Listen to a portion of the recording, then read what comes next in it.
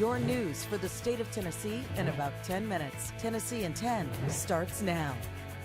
Good morning and thanks for joining us for Tennessee in 10. I'm Amanda Hara at WSMV in Nashville. A device that can actually shut off cell phones and other electronics showed up in a Tennessee school, and parents are worried about safety because of this. It's called Flipper Zero, and it can interact with anything that uses a wireless frequency. A student brought one to a Wilson County high school last month and used it to turn off cell phones inside a classroom. Tech professionals say Flipper Zeros recently got popular on TikTok for pranks like shutting off fast food displays. Amazon actually banned the device back in April because it can be used to skim credit cards. If you see your kid with one of these, or if it finds its way on the Christmas wish list, it's really more about, do you trust your kid? It's not about the device itself. What are they going to do with it? Wilson County Schools says a student was disciplined and that their network was never breached. The TBI is investigating a Marion County man for sexual exploitation of a minor, and they say more victims could potentially be out there. The TBI started looking into John Harley Dobbs last week after getting information from the National Center for Missing and Exploited Children. Agents say he had child sexual abuse material. He was already in jail on an unrelated charge. Civil rights attorney Ben Crump is now representing a Memphis family after a teen died at a group home 2 weeks ago. Crump says a Legend Jones, who was a sexual assault survivor, refused to remove clothing in front of 2 male counselors. Her mother says she was body slammed because of that and ultimately died. The one ICU doctor said, well, she was 45 minutes unresponsive, brain dead, no pulse, no anything at Youth Village. So we transferred her to St. Francis. That's another 25 minutes. St. Francis refused her. So then they transferred her from St. Francis to Methodist in Germantown. That's another 25 minutes. He said 95 minutes your baby was unresponsive. Youth Villages is the group home. They say a Legend was never told to undress in front of male counselors and that a medical emergency caused this. But attorney Ben Crump says there is more to the story than that group home is letting on. It is horrific. It is tragic. It is inhumane what happened to this child. They were supposed to help a Legend Jones, not kill a Legend Jones. DCS now stepping in to investigate that group home. In the WVLT newsroom, I'm Harry Sullivan. Blindsided. That's how one church pastor feels after he led a longtime member of his church congregation. They admitted actually to setting a fire inside his church. It happened at Soul Harvest Church of God. This is in Knoxville. Police say Tracy Clevenger started a fire on a pile of boxes and clothes in a supply closet. Pastor Tommy Vick says Clevenger, a longtime member of the church, admitting to setting the fire.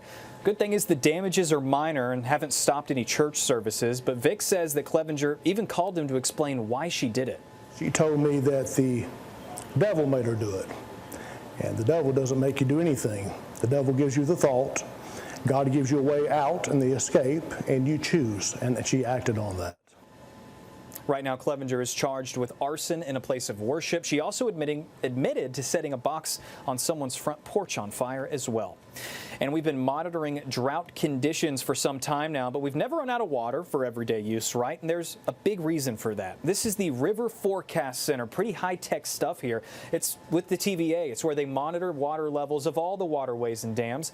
Officials say they can control how much water flows through. So when there's too much rain, they get rid of some of that extra water. When we have drought conditions, they limit the water flow through the dams and conserve water in the reservoirs. East Tennessee has only received about a month's worth of rain in the past 3 months. Despite that, the TVA says it's been able to provide enough water for the area. We'll send it back to you. All right, Harry, thanks. Good news. More rain is coming soon for a lot of us. Melanie Layden is here with your first alert forecast. Hey, Melanie. Hey, that's right. So we're going to have milder temperatures for a lot of the state and also some much needed rain showers coming for much of Tennessee. Take a look here at Futurecast with our temperatures. By this afternoon, seasonable temperatures back here toward Memphis at 56 degrees, 57 in Lawrenceburg, Nashville getting up to 61 this afternoon. Back toward Knoxville and Chattanooga, upper 50s there, which which is right on spot where we should be for this time of the year. Now, we do have some showers moving in overnight tonight into the morning hours tomorrow. These will all start up around 8 o'clock or so back toward the western half of Tennessee. Areas like Memphis and Jackson will be the first ones to see that rain. Pushing into Nashville sometime around midnight, and we could see a couple of heavier downpours. No severe weather expected with this, though. It'll push on out toward Cookeville and Chattanooga, even up into southern Kentucky at that point as well. And then out toward Knoxville. Knoxville will see the least amount of rain, though, as these do push out as we head into tomorrow afternoon. Everyone needs this rain, though, because the entire state is still under a drought, the more extreme drought down toward the south near Savannah and Chattanooga.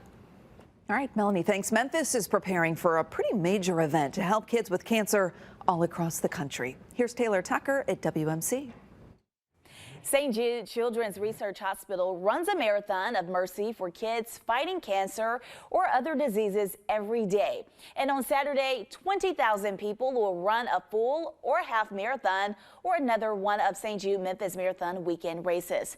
This is all to help the hospital continue in its life-saving mission. To put the spotlight on this great city, Memphis, Tennessee, to show people what this community is really all about, not some of the headlines they sometimes see in newspapers or they read in social media and things like that. They'll see a compassionate, caring community that will come out in droves to support the mission of St. Jude Children's Research Hospital and have a lot of fun at the very same time.